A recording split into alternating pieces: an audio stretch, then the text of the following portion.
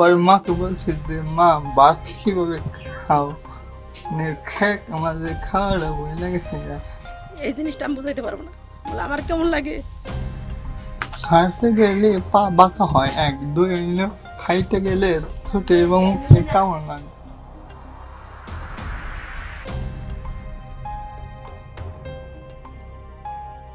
একটা সময়ের আবেগময় জীবন, কিন্তু আজ বিরল রোগে আক্রান্ত হয়ে মৃত্যু যন্ত্রণায় মানবেতর জীবন যাপন করছেন মেধাবী শিক্ষার্থী আনোয়ার মিয়া। ধার দেনা আর সে সম্বলটুকু বিক্রি করেও একমাত্র ছেলের চিকিৎসা করতে ব্যর্থ পরিবার। ডাক্তার বলছে ভারতে উন্নত চিকিৎসা নিলে সুস্থ জীবনে ফিরবে আনোয়ার। চিকিৎসার জন্য প্রয়োজন 10 লাখ টাকা। বর্তমানে অর্থের অভাবে বন্ধ রয়েছে তার চিকিৎসা।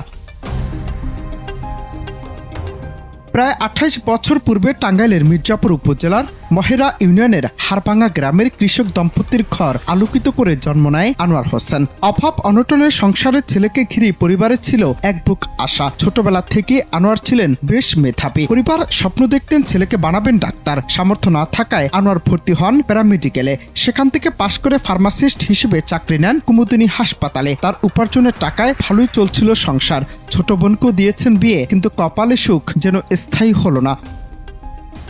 নিজের অজান্তেই শরীরে বাসা বাঁধল এক বিরল রোগ। হঠাৎ আনোয়ারের মুখ বেঁকে যেতে লাগলো, সঙ্গে হাত পা।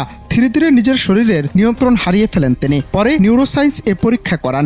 সেখানে চিকিৎসা নেয়ার পর নাক মুখ দিয়ে রক্ত পড়ে এতে শারীরিক অবস্থার আরো অবনতি হয়। পরে দেশের স্বনামধন্য হাসপাতালে ঘুরেও রোগ নির্ণয় করতে না পেরে দিশেহারা পরিবার। সে সম্বল বিক্রি করে আত্মীয় স্বজনদের থেকে ধার দেনা করে উন্নত চিকিৎসার জন্য নিয়ে যান ভারতে। পরে জানতে পারেন শরীরে বাসা বেঁধেছে কয়েকটি বিরল রোগ এবং ব্রেন টিউমার।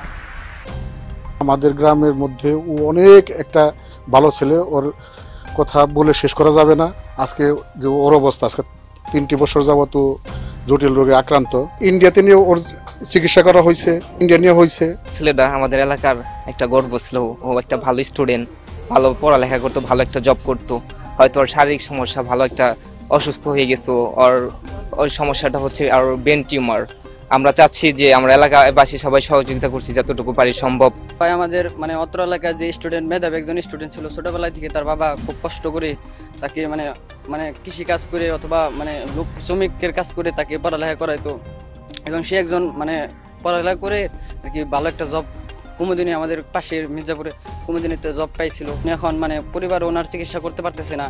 অত্র এলাকার যে লোক আছে, আমাদের ওই রকম প্রভাবশালী লোকও নাই যে তার সেবা দেবো। তার কাছে একটা আবদার, তার জন্য পরিবারের দিকে একটু তাকাই, তার জন্য চিকিৎসার জন্য আমরা যা পারি তাই দিয়ে আমরা সহায়তা করার চেষ্টা করি। আগে ভালো ছিল, সুস্থ ছিল, লেখাপড়ার নাম্বার 1 ছাত্র ছিল।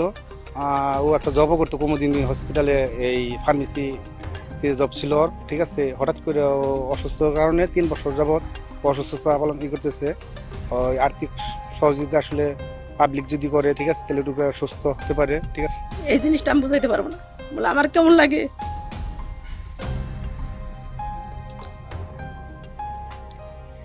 ছেলে যখন নিজের ঠোঁট নিজে কামড়ায়, পরে আমার বলে মা আমি যখন 6-7 মাস ধরে ভাত খেয়ে নেই, আমার কষ্ট নেই।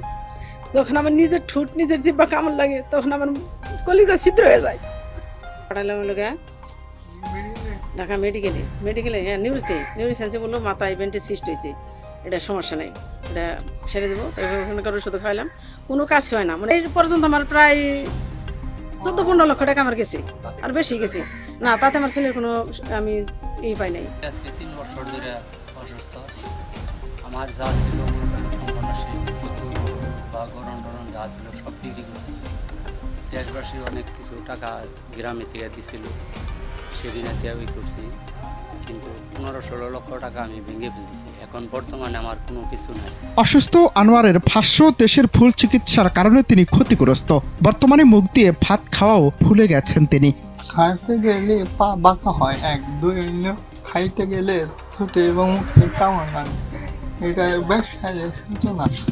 বাড়িতে এটা কই নাই কেন যে মা বাবা যদি বই করে বা করে ডে বাই ডে খালি বাড়ে, পারতেছে আর খেয়ে পারি না।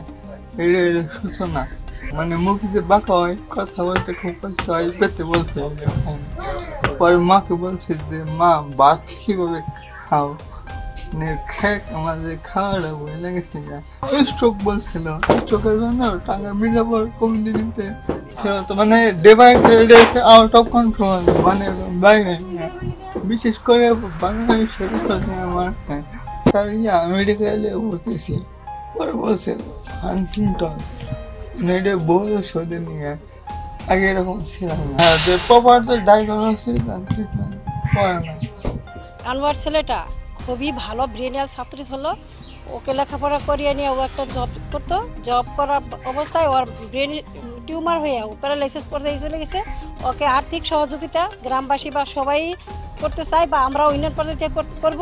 আপনাদের কাছে আমার একটাই দাবি যে ওর জন্য যদি আপনাদের থেকে কোনো প্যানেলের দিকে যদি সহযোগিতা করতে পারেন, আর যারা আছে তারা যদি করে তাহলে ওর জন্য খুবই উপকার হবে। ওর মা বাবা ওর সেইটুকু চিকিৎসা করার সামর্থ্য মা বাবার নেই। প্রতিদিনই আমাদের চারপাশে কেউ না কেউ হারিয়ে যাচ্ছেন চিকিৎসার অভাবে, নীরবে নিঃশব্দে। আনোয়ার মিয়া সে হাজারো মুখের একজন, যাকে আমরা চাইলেই ফিরিয়ে আনতে পারি দোলাচল থেকে। অনন্ত হাসান মাসুদ, বাংলা টিভি।